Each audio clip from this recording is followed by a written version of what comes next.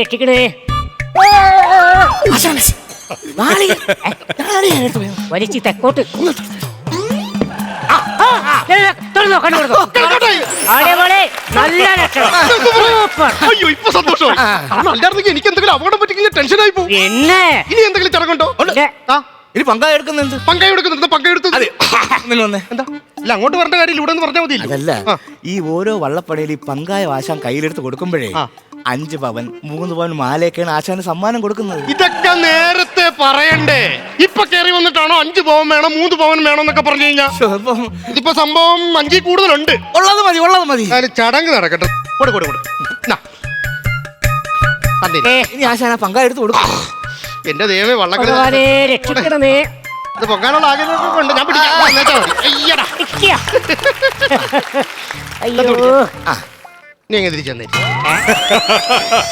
പരിപാടിയത്? അല്ല, ഈ പങ്കായം തരാൻ നേരത്താണല്ലോ ഇത് അങ്ങോട്ട് തരേണ്ടത്. പങ്കായം എന്റെ കയ്യിൽ കിട്ടിക്കഴിഞ്ഞാൽ അത് തിരിച്ചു മേടിക്കാം. അതങ്ങനെയാണ്. അങ്ങനെ കളിയാക്കല്ലേ. ഞാനേ ഏകലവ്യന്റെ പരമ്പരപ്പെട്ട ആളാ. ഉമ്മ തള്ളും കൊണ്ടുവന്നു. സത്യം, എന്നെ ആരും ഇതുവരെ പണി പഠിപ്പിച്ചു തന്നിട്ടില്ല. എന്റെ ആശാൻ പോലും എന്നെ വീട്ടിൽ കയറ്റാനുള്ള അറിയാമോ? നിന്നെ കണ്ടറിയാം വീട്ടിൽ കെട്ടാൻ കൊള്ളാത്തവനാണ്. അതല്ലെന്ന്, ഈ ആശാൻ ചെയ്യണ പണിയെല്ലാം ഞാൻ ഇങ്ങനെ ഒളിച്ചു നിന്ന് നോക്കി കാണും. അങ്ങനെ നോക്കിയാൽ 3 കേസായി ഇപ്പൊ കോടതി നടക്കുന്നത്. നിങ്ങൾ ഇങ്ങനെ ഒന്ന് സംസാരിക്കാതാ. എന്തായാലും ഈ ചടങ്ങും കാര്യങ്ങളും കഴിഞ്ഞ് ഇനി നമ്മൾ ചെയ്യേണ്ടതെന്ന് പറഞ്ഞ വള്ളത്തിന് പേരിടണം. എങ്ങനത്തെ ടൈപ്പ് പേര് വേണം പറ? അതായത് ഞാൻ ഉദ്ദേശിക്കുന്ന പേരെന്ന് പറഞ്ഞു കഴിഞ്ഞാൽ എന്തായാലും ഓടിവെള്ളമാണല്ലോ. അപ്പൊ അതുമായിട്ട് ബന്ധപ്പെട്ടൊരു പേര് വേണം. ഓടിവെള്ളത്തിനിടാൻ പറ്റിയ ഒറ്റ പേരുള്ളൂ, PT ഉഷ. നല്ല ഓട്ടക്കാരിയല്ലേ? വള്ളത്തിന് PT ഉഷ എന്നാണ് പേരുള്ളത്.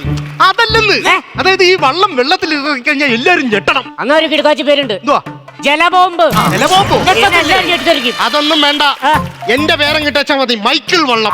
അതിനേക്കാളും മൈക്കിൾ ജാക്സൺ എന്നിടാ. അത് വേണം. തുഴഞ്ഞു പോകുന്നിടത്ത് 3 വാക്ക് അടിച്ച് പുറകോട്ട് പോകാൻ. പിന്നെ ഏതെങ്കിലും ഒരു പേര് ഞാൻ പറ. ഒരു കാര്യം ചെയ്യാം, എന്റെ അച്ഛന്റെ അമ്മയുടെ ആദ്യത്തെ അക്ഷരത്തിൽ നിന്ന് പേരിടാം. അത് മതി. അതല്ലാണല്ലോ. അച്ഛന്റെ പേരെന്തുവാണ്? അച്ഛന്റെ പേര് പങ്കൻ. അപ്പൊ ആദ്യത്തെ അക്ഷരം പ. അമ്മയുടെ പേരെന്താണ്? സുബ. അപ്പൊ അച്ഛന്റെ പേര് പ, അമ്മയുടെ പേര് ശ്വ. പശു, ചുണ്ടൻ പശു. വള്ളത്തിലിടാൻ പറ്റിയ പേര് ചുണ്ടൻ പശു അല്ല, ചുണ്ടിപ്പശു. ചുണ്ടിപ്പശു. അപ്പൊ എന്തായാലും സമയം പോയി.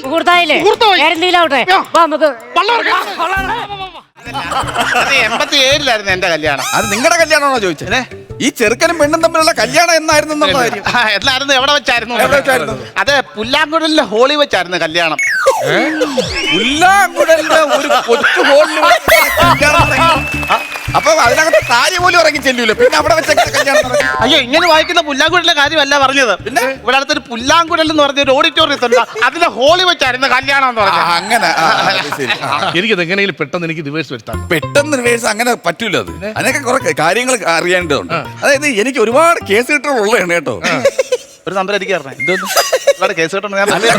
കോടതിയിൽ ഒരുപാട് കേസ് കിട്ടുള്ളതാണ്. ഒരു നമ്പർ തരണം. എന്തോ മനുഷ്യനാ നിങ്ങൾക്ക്. ഇത് കറക്റ്റ് ആയിട്ടുള്ള കാര്യങ്ങൾ പറഞ്ഞു തരണം. എങ്ങനെയായിരുന്നു നമ്മുടെ ജീവിതമൊക്കെ? എങ്ങനെയായിരുന്നു ജീവിതം എന്ന് പറഞ്ഞു കഴിഞ്ഞാൽ തൊട്ടേനും പിടിച്ചേനും വഴക്കായിരുന്നു. എവിടെയാണ് തൊടുന്നത്, എവിടെയാണ് പിടിക്കുന്നത്?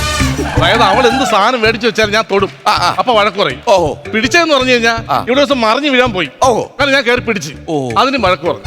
ഓ, അങ്ങനെ ഉണ്ടല്ലേ. അല്ല, വേറെ സംഭവം എന്താ ചെറുക്കൻ നിൽക്കുന്ന ഞാൻ പറയാത്തത്. പിന്നെ എന്റെ ചെവിയിൽ എഴുതി വെക്കുമായിരുന്നല്ലോ. എടാ, വ്യക്തമായിട്ടുള്ള കാര്യം പറ. നിന്റെ ദാമ്പത്യ ജീവിതം എങ്ങനെയാണെന്നുള്ള കാര്യം. നിങ്ങളുടെ മുറിയിൽ എങ്ങനെയായിരുന്നു ഭാര്യ ഭർത്താക്കന്മാർ? ദാമ്പത്യ ജീവിതത്തില് കുറെ വിള്ളലുകൾ ഉണ്ടായിരുന്നു. ഈ എവിടെ ഒരു ദിവസം റൂമില് ഞാൻ ഇവിടെ റൂമിൽ നിന്നപ്പോൾ ഞാൻ അകത്ത് ചെന്നു. എവിടെ ഒരു ചുമന്ന ചുരിദാറിട്ട് നിൽക്കുമായിരുന്നു. പച്ച ചുരിദാറായിരുന്നു അവിടെ പച്ചയായിട്ടിരുന്ന പച്ചയായിരുന്നു എനിക്ക്. പച്ച ചുരിദാർ. ഈ പച്ച ചുരിദാർ ഇട്ടിട്ട് ചെന്നപ്പോഴത്തേക്ക് ഞാനൊരു കറുത്ത ഷർട്ടും വെള്ള മുണ്ടുമായിരുന്നു. വെള്ളയില് പുള്ളിയുള്ള ടീഷർട്ടാണ് നീ ഇട്ടത്. വെള്ള പുള്ളിയ ടീഷർട്ട്. അല്ല, നിങ്ങളെന്താ അങ്ങോട്ട് നോക്കിക്കുന്നേ? അല്ല, ഇവിടെ എഴുതുന്നതിന് കറക്റ്റ് ആയിട്ട്. അങ്ങനെ ഞാൻ അകത്തോട്ട് ചെന്നപ്പോഴത്തേക്ക് ഒരു ആപ്പിൾ എടുത്ത് എനിക്ക് തന്നു. ആപ്പിള്. ഞാൻ പറഞ്ഞു, ഞാൻ കൈ കഴുകിട്ട് വരാന്ന് പറഞ്ഞു. കൈ കഴുകാൻ പുറത്തോട്ട് ഇറങ്ങിയിട്ട് തിരിച്ചു വന്നപ്പോഴത്തേക്ക് ഈ ആപ്പിൾ എവിടെ എടുത്തങ്ങ് തിന്ന്. കൊച്ചല്ല, ഞാൻ എടുത്ത് ഞാൻ ആപ്പിൾ കണ്ടിട്ടില്ലല്ലോ, അതുകൊണ്ട് ഞാൻ എടുത്ത്. അങ്ങനെ ഞാൻ പറഞ്ഞു നമുക്ക് കിടക്കാം. ഞാൻ അവളെ കൂടെ കിടന്നില്ല. അപ്പൊ ഇപ്പം പിടിച്ചു കിടത്തിയതാ. ഇപ്പം പിടിച്ചു കിടത്തി കഴിഞ്ഞ ഉടനെ കറണ്ട് പോയി. പിന്നെ ബാക്കി കാര്യങ്ങൾ എന്തോന്ന് എനിക്കറിയത്തില്ല. മോശമല്ലോണോ ഇങ്ങനൊക്കെ കാണിക്കുന്നേ? ഞാൻ ഉടുപ്പൂരിയല്ലേ കാണിച്ചല്ലോ, അത് ബാൻഡൂരി കാണിച്ചില്ലല്ലോ. അതല്ല, ഇങ്ങനെ കടമ്പിടുത്തൊക്കെ പിടിക്കുന്ന മോശമല്ലേ? പ്രകാശ, കല്യാണമായിട്ട് നിന്റെ വീട്ടിൽ നല്ല നല്ല ആൾക്കാർ വരും. നീ ആ നല്ല നല്ല ആൾക്കാരോട് മിണ്ടി. ഇങ്ങനെ ചൊറിയം വർത്താനം പറയുന്ന ആൾക്കാരോട് മിണ്ടാതെ നീ. ഞാൻ അങ്ങോട്ട് ഇറങ്ങുക കേട്ടോ. പറഞ്ഞേ, പകലൂടെ രാത്രിയായിരുന്നു ഇവനെ ATM-ന് മുമ്പിൽ തന്നെ അങ്ങ് ഇരുന്നേന്. ഈ നല്ല നല്ല ആൾക്കാരെന്ന് പറയുന്നതേ ഈ കൊരമ്പാലയിലെ നാരായണനാണോ? ഞാൻ പറഞ്ഞേക്കാം കേട്ടാ. എന്റെ അച്ഛനെ പറഞ്ഞ സ്വഭാവം ഞാൻ മാറും. ഇന്നത്തിനെ പറഞ്ഞ നീ എന്ത് ചെയ്യും? ഞാൻ പലതും ചെയ്യും. ഞാനൊരു കാര്യം പറഞ്ഞേക്കാം, എനിക്ക് കിടന്ന് ഉറങ്ങണം, ഇവിടെ കിടന്ന് വെള്ളം ഉണ്ടാക്കരുത്. എനിക്കൊരു ചായ വേണം. വേണമെന്നുണ്ടെങ്കിൽ എന്റെ മുഖത്ത് നോക്കി ആദ്യം ചോദിക്കണം. എനിക്ക് മുഖച്ചായ അല്ല വേണ്ടുന്നത്, പാലിട്ട ചായ വേണ്ടുന്നത്. ഉണ്ടാക്കി വെച്ചേക്കുന്നത് വേണമെങ്കിൽ എടുത്ത് കുടിക്കാം. വല്ലതും കഴിക്കാൻ വേണോ? ഒരെണ്ണം കഴിച്ചാൽ ഞാൻ അനുഭവിക്കുന്നത്.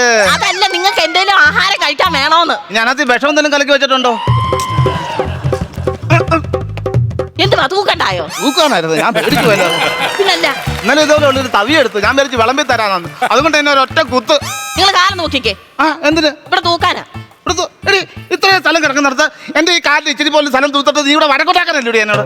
ഓരോരോ കാരണം പറയുന്ന കേട്ടോ. പിന്നെ എനിക്ക് കട്ടിലിന്റെ അടി തൂക്കണ്ടായോ? എനിക്ക് കിടന്ന് ഉറങ്ങണമെന്ന് ഇവിടെ. എന്തൊരു കഷ്ടമാണെന്ന് പറ. ഞാൻ മാത്രമേ ഉള്ളൂ പണിക്ക് പോയിട്ട് വരുന്നത്. രാത്രി മൊത്തം ഉറക്കളത്തിൽ വന്നിട്ട് എനിക്ക് ഇവിടെ ഉറങ്ങാൻ പറ്റത്തില്ലയോ? നീ ഇവിടെ എനിക്ക് കിടന്നുറങ്ങണോ? നിങ്ങൾ കിടന്നുറങ്ങണമെങ്കിൽ ആദ്യം നിങ്ങൾ മിണ്ടാതിരിക്കണം.